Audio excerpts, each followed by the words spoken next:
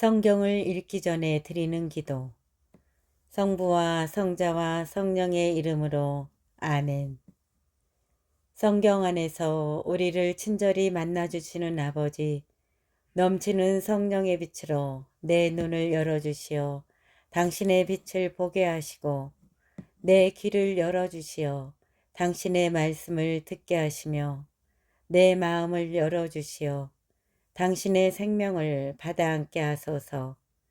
그리하여 말씀의 신비가 얼마나 넓고 높고 깊은지 깨달아 알고 인간의 모든 지식을 초월한 그리스도의 사랑에 대한 뜨거운 감동으로 내 모든 일상생활 가운데 새로운 기쁨과 당신의 능력이 빛나게 하여 주시며 내 모든 교우들과 함께 당신의 영광을 찬미하게 하소서. 아멘. 성부와 성자와 성령의 이름으로 아멘. 고린토 신자들에게 보낸 첫째 서간 1장 인사. 하느님의 뜻에 따라 그리스도 예수님의 사도로 부르심을 받은 바오로와 소스테네스 형제가 고린토에 있는 하느님의 교회에 인사합니다. 곧 그리스도 예수님 안에서 거룩하게 되어 다른 신자들이 사는 곳이든 우리가 사는 곳이든 어디에서나 우리 주 예수 그리스도의 이름을 받들어 부르는 모든 이들과 함께 성도로 부르심을 받은 여러분에게 인사합니다. 하느님 우리 아버지와 주 예수 그리스도에게서 은총과 평화가 여러분에게 내리기를 빕니다. 하느님께 드리는 감사.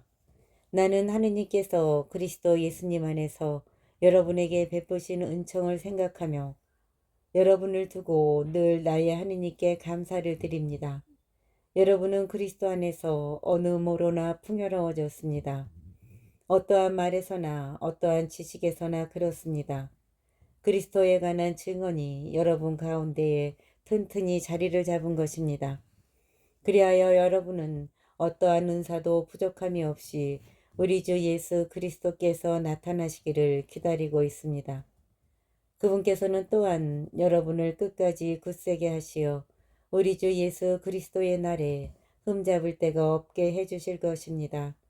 하느님은 성실하신 분이십니다. 그분께서 당신의 아드님 우리 주 예수 그리스도와 친교를 맺도록 여러분을 불러주셨습니다. 고린토 교회의 분열. 형제 여러분, 나는 우리 주 예수 그리스도의 이름으로 여러분에게 권고합니다.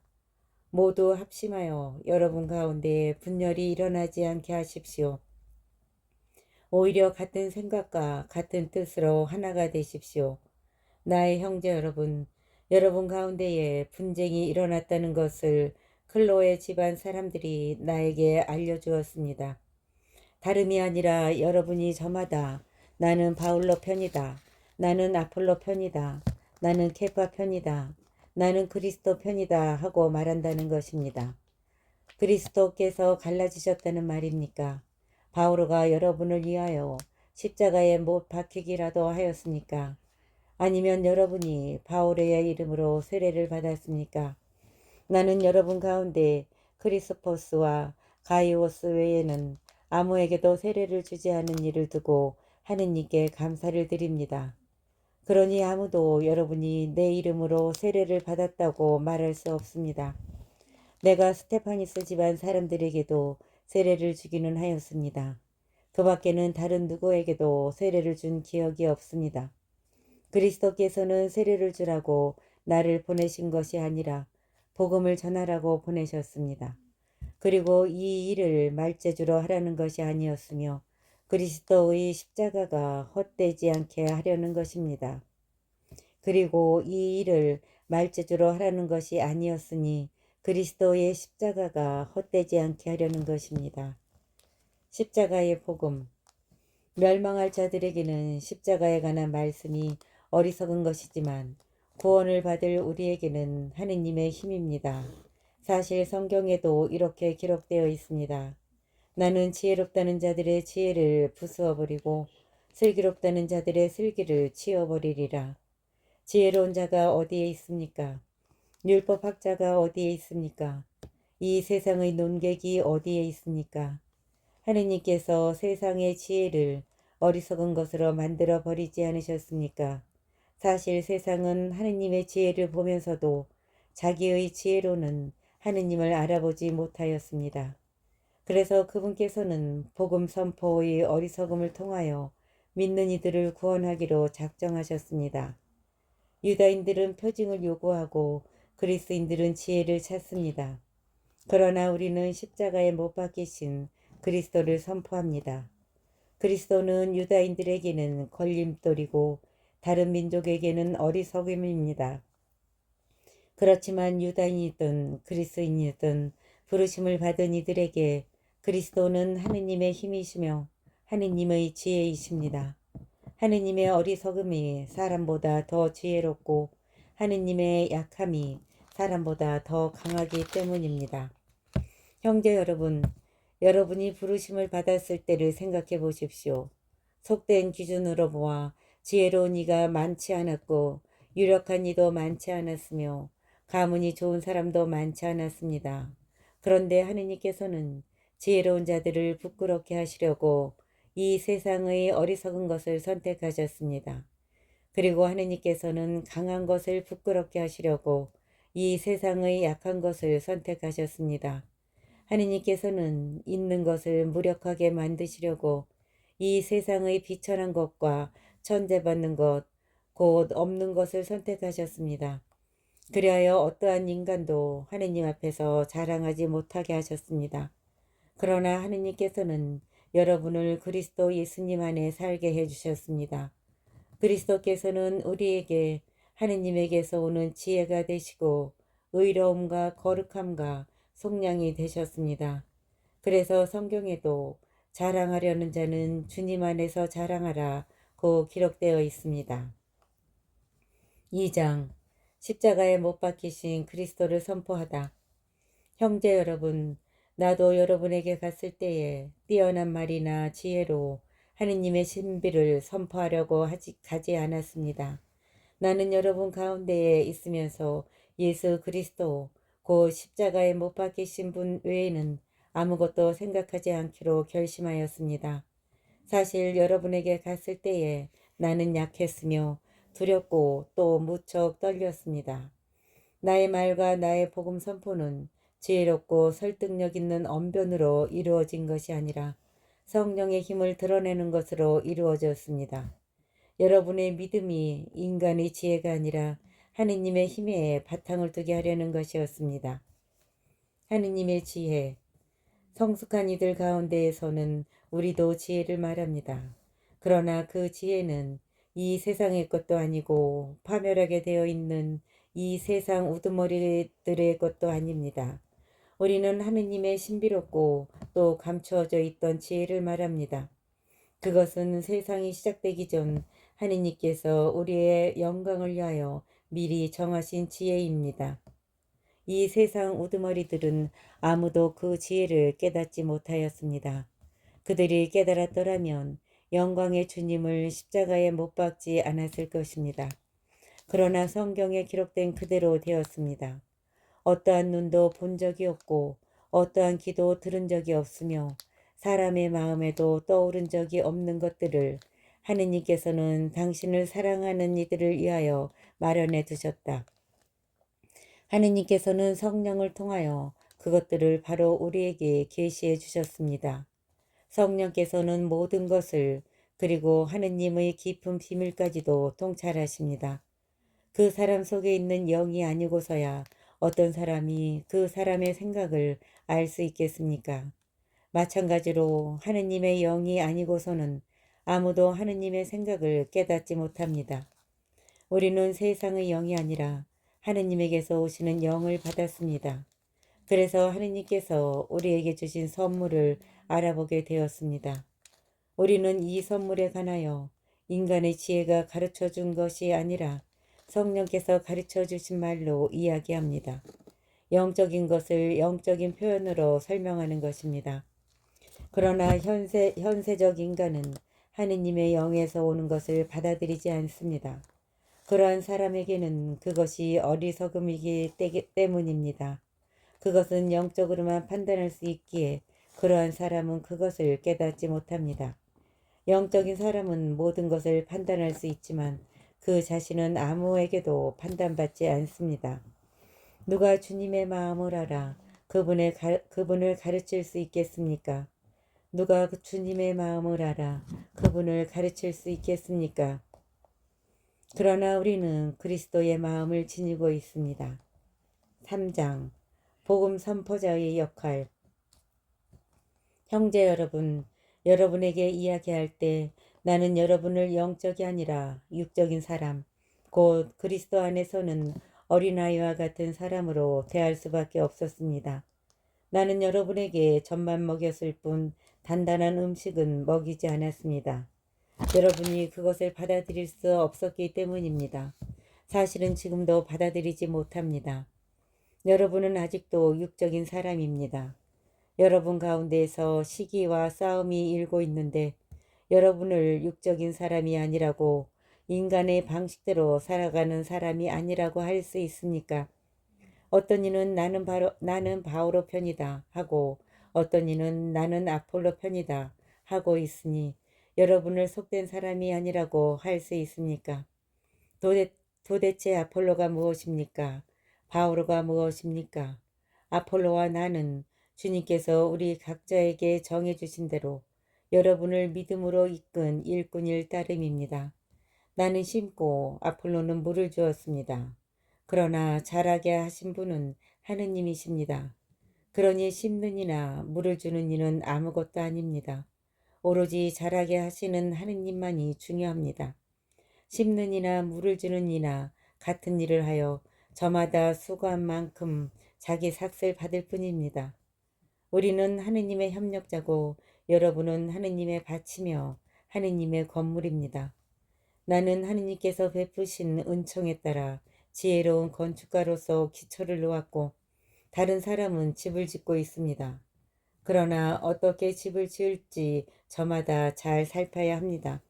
아무도 이미 놓인 기초 외에 다른 기초를 놓을 수 없기 때문입니다.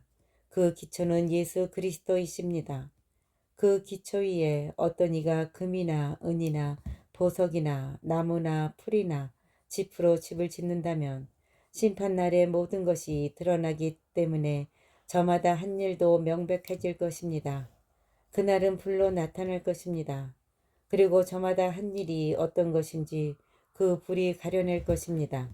어떤 이가 그 기초 위에 지은 건물이 그대로 남으면 그는 삭슬 받게 되고 어떤 이가 그 기초 위에 지은 건물이 타버리면 그는 손해를 입게 됩니다.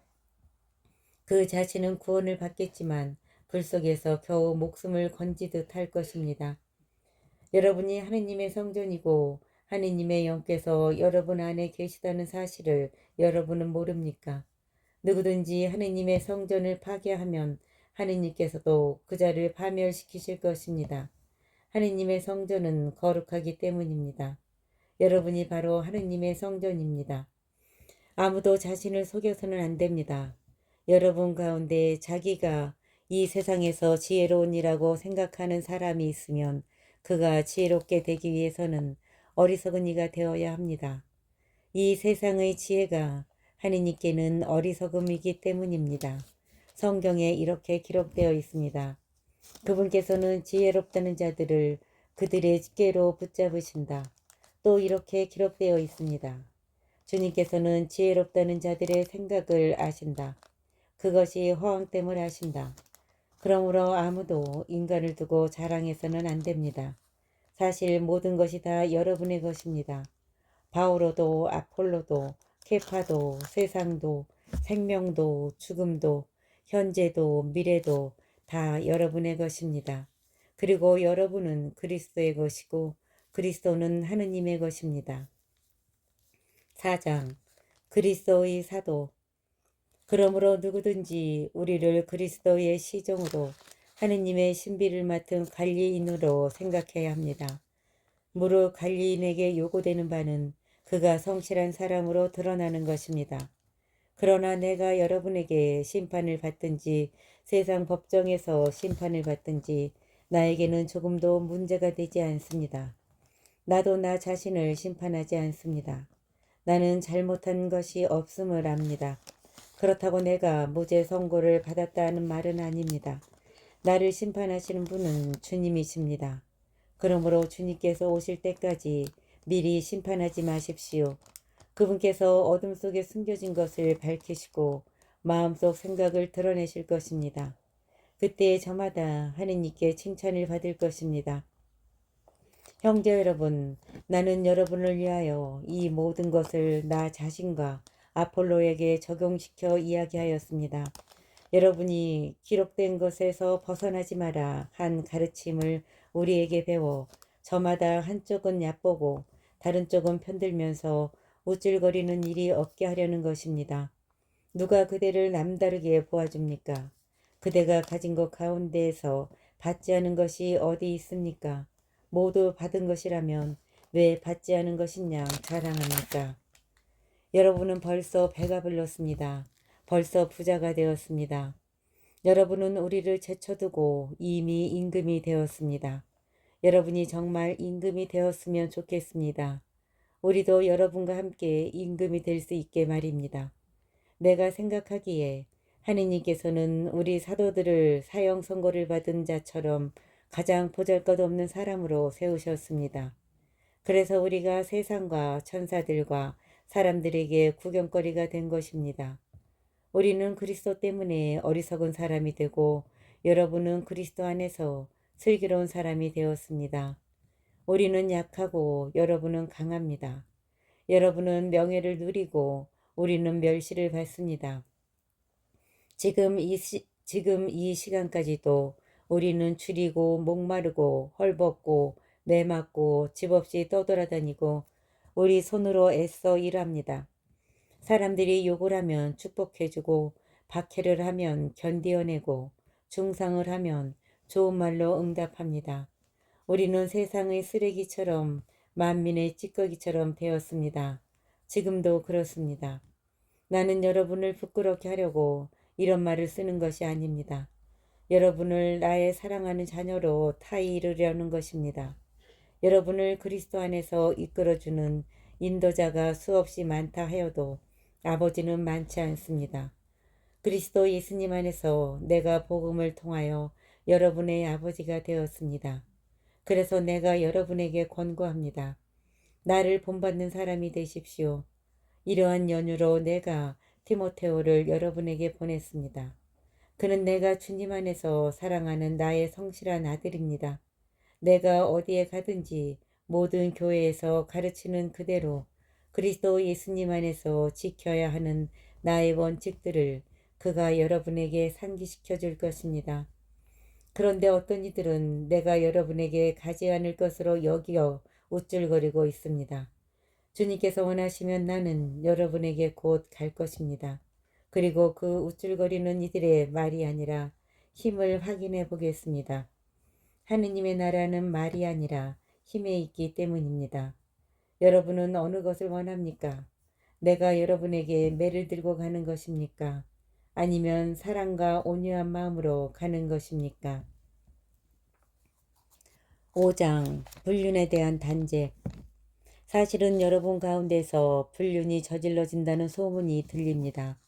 이교인들에게서도 볼 수 없는 그런 불륜입니다. 곧 자기 아버지의 아내를 데리고 산다는 것입니다. 그런데도 여러분은 여전히 우쭐거립니다. 여러분은 오히려 슬퍼하며 그러한 일을 저지른 자를 여러분 가운데에서 제거해야 하지 않겠습니까? 나는 비록 몸으로는 떨어져 있지만 영으로는 여러분과 함께 있습니다. 그래서 내가 여러분과 함께 있는 것과 다름없이 그러한 짓을 한 자에게 벌써 판결을 내렸습니다. 우리 주 예수님의 이름으로 그렇게 하였습니다. 이제 여러분과 나의 영이 우리 주 예수님의 권능을 가지고 함께 모일 때 그러한 자를 사탄에게 넘겨 그 육체는 파멸하게 하고 그 영은 주님의 날에 구원을 받게 한다는 것입니다. 여러분의 자만은 좋지 않습니다. 적은 누룩이 온 반죽을 부풀린다는 것을 모릅니까? 묵은 누룩을 깨끗이 치우고 새 반죽이 되십시오. 여러분은 누룩 없는 빵입니다. 우리의 파스카 양이신 그리스도께서 희생되셨기 때문입니다. 그러므로 묵은 누룩 곧 악의와 사악이라는 누룩이 아니라 순결과 진실이라는 누룩 없는 빵을 가지고 축제를 지냅시다. 나는 전에 써보낸 편지에서 불륜을 저지르는 자들과 상종하지 말라고 하였습니다. 물론 불륜을 저지르는 이 세상 사람들이나 탐욕을 부리는 자들, 그리고 강도들이나 우상 숭배자들과 전혀 상종하지 말라는 것이 아닙니다. 그렇다면 여러분이 아예 이 세상 밖으로 나가야 할 것입니다. 내가 그렇게 쓴 뜻은 교우라고 하는 사람이 불륜을 저지르는 자거나 탐욕을 부리는 자거나 우상 숭배자거나 중상꾼이거나 주정꾼이거나 강도면 상정하지 말라는 것입니다. 그런 자와는 식사도 함께 하지 마십시오. 바깥 사람들을 심판하는 것은 내 일이 아니지 않습니까?